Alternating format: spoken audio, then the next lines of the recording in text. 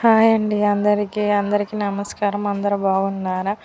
ఈరోజైతే నేను mutton curry చేయబోతున్నాను. 1/2 కేజీ మటన్ తీసుకొచ్చాడు మా వాడు. దాన్ని అయితే చేయబోతున్నాను. వీడియోని అయితే అందరు చూడండి, తప్పకుండా చూసి అయితే ఒక లైక్